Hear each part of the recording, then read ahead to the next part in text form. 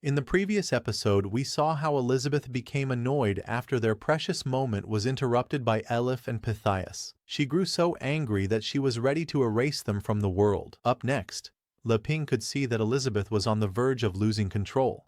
He knew he had to calm her down and say something reassuring before things went too far. But Elizabeth's expression was firm. She told him not to stop her this time. In her eyes, violence was sometimes the most direct and effective solution. With that resolve, she let her power gather in her hand, ready to unleash it without hesitation. But before she could use it, Leing stepped forward with force. His bare foot struck the ground, the impact sharp and heavy. Dust scattered as the earth cracked beneath his stride, showing the strength behind even his smallest movement. Leing rushed in and wrapped his arms around her from behind. His voice rang out, filled with desperation. "No!" he shouted, refusing to let her go any further. Leing held Elizabeth tightly from behind, his voice low and steady as he tried to calm her. He told her to breathe, to slow down. He reminded her that with a single thought she could destroy them and even bring them back again.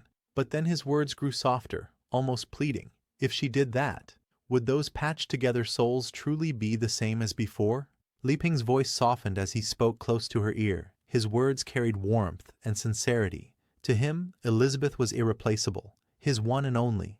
Elizabeth froze in his arms, her eyes widening as his words sank deep into her heart. Just a single line from Leing struck her harder than any blow. Her cheeks flushed red, and she felt a warmth spread through her chest, overwhelming the storm of anger that had nearly consumed her. Elizabeth's thoughts softened as she listened to him. She realized he was right. She had always looked at life too shallowly, only at the surface. Deep inside, she knew that even the smallest change in magic could completely alter a soul. Her heart trembled. To her, they were what she was to Leing, unique and irreplaceable. He had not chosen some flawless, perfect partner. Instead, he had chosen her, the imperfect version, and had decided to walk beside her and grow together. She understood now. Every soul was one of a kind. If souls could simply be recreated, then existence itself would lose its meaning. Compared to Leing's understanding of life, her own still felt small and incomplete. The truth pressed on her heart. She had reached the peak of the Saint Realm, yet she had never been able to move beyond it. For all her power, there was still a wall she could not break. Elizabeth's gaze turned inward as she reflected on her path. She had reached the very peak of the Saint Realm, yet beyond it lay creation, the grand Tao, and the elusive true form, stages she had never managed to touch. She once believed she had everything, but deep inside she knew the truth. No matter her strength, something had always been missing. Elizabeth clenched her fists, her body trembling as realization struck her. She looked at Leing with wide eyes, her voice sharp with emotion. He had seen it all, every weakness, every gap she could never fill on her own. And then it clicked. The true reason for this hot spring trip wasn't simple relaxation. It was to help her break through the barrier that had held her back for so long. Elizabeth finally understood the strange chain of events.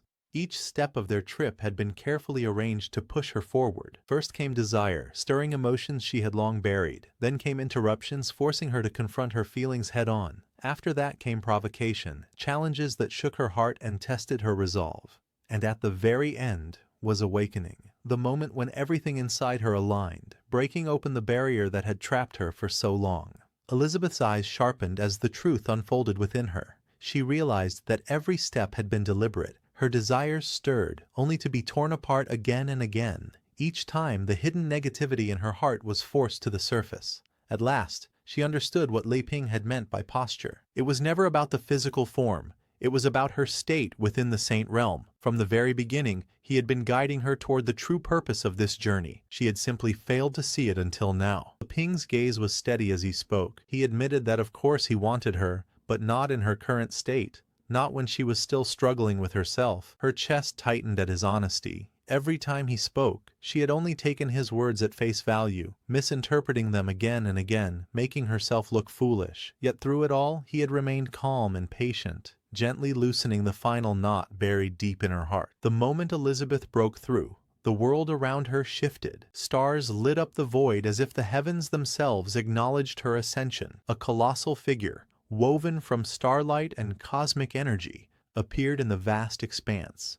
In its palm, it cradled Elizabeth and Leing, as though the universe itself was bearing witness to her rise. From the Saint Realm, she had stepped boldly into the creation realm, her soul shining brighter than ever before. Elizabeth lowered her head, her face still flushed, but her heart felt lighter than ever. At last, everything became clear to her. The meaning of the journey, the lessons hidden within, and the truth Leping had been guiding her toward all along. With calm determination, she told Leping that she understood now.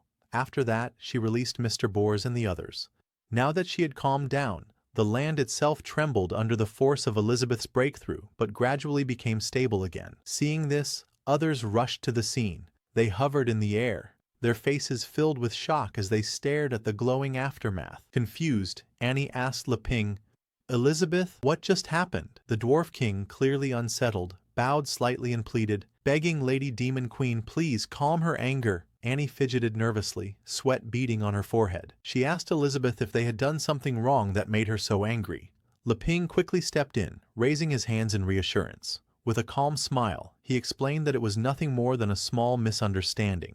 His easygoing tone lightened the tension in the air. Elizabeth stood quietly at his side, her expression cool but no longer filled with the overwhelming pressure from before. Thankfully, she wasn't difficult to soothe.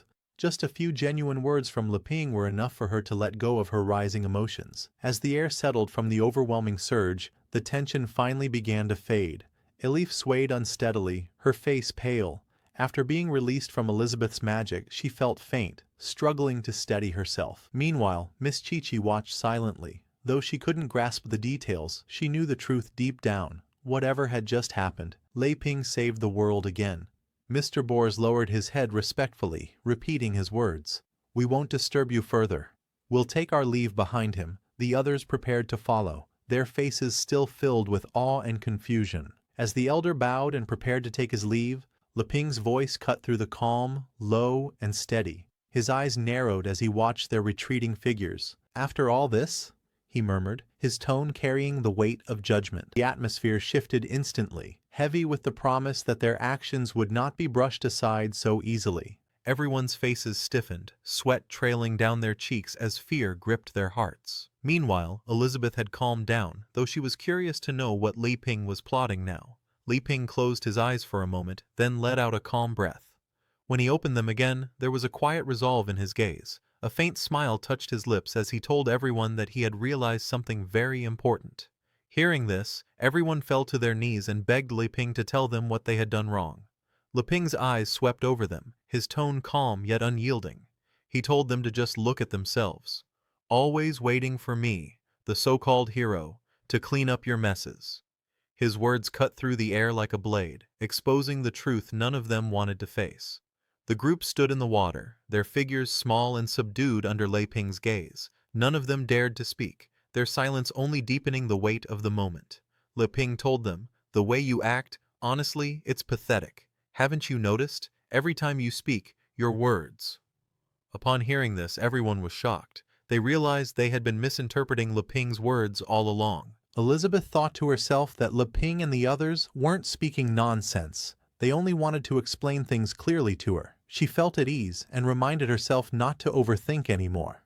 Leping then explained that when he mentioned wanting to go on a hot spring trip with Elizabeth, what he truly meant was simply finding an ordinary place to relax. He pointed out that the place they had built was too grand and the service was overly enthusiastic, which actually made him feel uncomfortable. He turned to Elizabeth, saying that explaining things clearly to her was enough, since everyone else's intentions were good. Elizabeth's red eyes softened slightly as she listened to Leping's words. She gave a small nod and calmly replied that she understood. Hearing his words, everyone lowered their heads in shame. They realized that even though they had worked hard to build such a grand hot spring resort, in Leping's eyes, it still wasn't as comfortable as an ordinary small place. They admitted that their service, which they thought was perfect, had only made the brave hero and the demon queen feel uneasy. To beings like them, who stood above like gods, how could they possibly need the clumsy efforts of mere insects on the ground? Everyone felt truly embarrassed and guilty for their lack of awareness. Miss Chi-Chi looked up nervously, her voice trembling as she asked Leping if there was still any way for them to make up for their mistakes. The others waited in silence, their hearts heavy with fear. Trembling like frightened children, they stood together in the hot spring with nervous faces. Their once serious appearances had shrunk into small, pitiful figures as they waited for Leping's response. Looking at them, Leping sighed and told them not to overthink it. There was no need to talk about making up for anything. With a bright smile, he stretched out his hand and declared with confidence that everyone should stop worrying and just join him. Since they were already here, they should all enjoy the hot spring together. Everyone was surprised by Leping's invitation. Miss Pythias cheered with excitement, asking if it was really okay. However, Elif hesitated nervously, worrying that it would be disrespectful for them to join both the brave hero and Elizabeth in the hot spring. Leping spoke with calm confidence, saying that he already had everything arranged. He reminded everyone that if they didn't rest well now, how would they have the energy to face what was going to happen later that night? Elizabeth looked at him quietly, her red eyes filled with curiosity and a hint of concern. Upon hearing this, everyone lowered their heads, their expressions thoughtful after hearing Leping's words. Each of them seemed to realize something important, silently reflecting on what he had said. Leping then announced that no hot spring trip would be complete without a proper campfire banquet. He planned for everyone to gather outdoors and enjoy a barbecue together under the night sky. With a warm smile, he added that with everyone's participation, the event would become even more fun. Elizabeth frowned slightly and called out to Leping. She reminded him that she had already stepped into the world creation stage. With power like hers, was there really any need for others to keep playing these small games of protecting peace and maintaining balance? To her, such matters seemed beneath them now.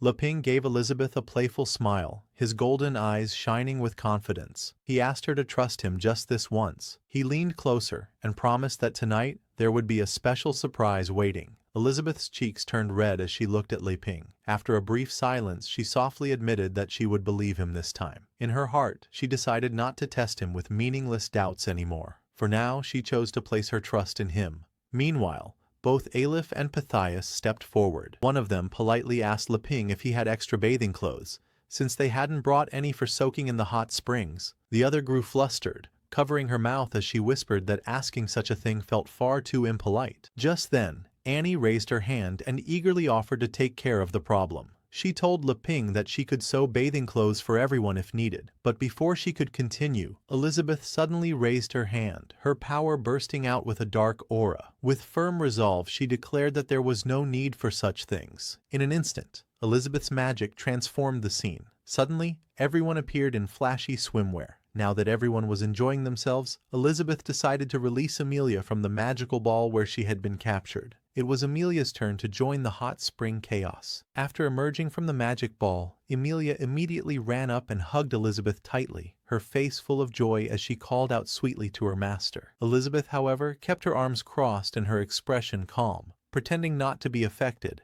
though the clingy embrace clearly tested her patience. In the background, Miss Pythias puffed her cheeks in frustration, clearly jealous of Amelia's boldness. She admitted to herself that her knowledge of the outside world was still far too shallow. Just today, she had nearly upset Elizabeth without realizing it, but she refused to give up. Deep down, she made a silent vow. One day, she too would become a powerful mage, strong enough to stand beside Elizabeth, someone she admired so deeply. Meanwhile, Leping spread his arms wide, facing everyone who stood at the edge of the hot spring in their swimsuits.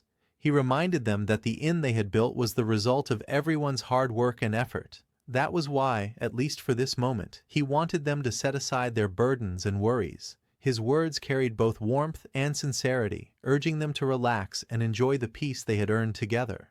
For that moment, his enthusiasm lit up the atmosphere, drawing everyone's attention and lifting their spirits. Hearing this, everyone's eyes filled with tears. The dwarf king, who had lived for 5 centuries, looked deeply moved. In all his years, he had never once dared to imagine something like true equality. Beside him, Annie's eyes shimmered with tears behind her glasses. She thought to herself that Leping wasn't blaming them for their mistakes. Instead, he had allowed them to join him in something as simple, yet precious, as sharing a hot spring together. Mr. Bors felt his eyes well up, tears streaming down his face as he looked at Leping. His voice trembled with emotion as he whispered, "How could we possibly deserve this?" Elif agreed with her father, wiping her tears as her voice trembled with admiration. She said that Leping's ideals stood at a height far beyond the reach of ordinary people. To her, his way of thinking wasn't something just anyone could grasp. It was noble, selfless, and inspiring. Overcome with emotion, Miss Chi-Chi suddenly dropped to her knees in the water with a loud splash. Her whole body trembled as if she were bowing before a divine revelation. She thought to herself that Leping's kindness wasn't some show of dominance, as if a master forgiving a servant's mistake. No, his warmth, gentleness, and sincerity were different. He wasn't lecturing them from above. He was standing beside them, supporting them as equals. That thought broke her composure completely. Tears welled up faster than she could wipe them away, falling endlessly as she whispered about equality, and how it had touched even their ignorant hearts. Annie lowered her head, her voice soft but sincere. She said she understood Lady Chi-Chi's feelings. Tears slid down her cheeks as she remembered the day when she was nothing more than a roadside peddler, trying to sell her handmade dolls. That was when Leping had crouched down to ask her the price, not with pity, but with genuine interest. To her, that simple moment proved something profound. Leping truly saw them as equals. He didn't stand above them as some untouchable god, but instead lowered himself to meet them at eye level. Her voice trembled as she spoke, filled with admiration and gratitude, her heart swelling at the memory of his kindness. Leping stood watching them with a bead of sweat sliding down his temple. He could already guess they were lost in their own wild thoughts once more. Still, he couldn't entirely blame them. After all, Elizabeth's overwhelming presence had shaken their hearts far more than they could handle. Leping turned to Elizabeth with a cheerful smile and asked if it was all right. Elizabeth, her arms crossed and a faint blush on her face, gave a reluctant nod. With a small sigh, she replied casually, agreeing to his request. After hearing this, Leping raised his fist high into the air, his voice full of energy. He shouted for everyone to take action, his words carrying a sense of determination that spread to the group. Upon hearing this, everyone rushed toward the hot spring on the floating island, steam rising into the air. Mr. Bors leaned back in the water, his expression calm and relaxed. For the first time in a while, he seemed to let go of all worries, enjoying the rare moment of peace. While the elders soaked in the hot spring with ease, Miss Chi-Chi sat quietly in the water nearby. She closed her eyes, her posture calm and steady, as faint ripples of energy circled around her. The hot spring shimmered softly, reflecting her quiet concentration.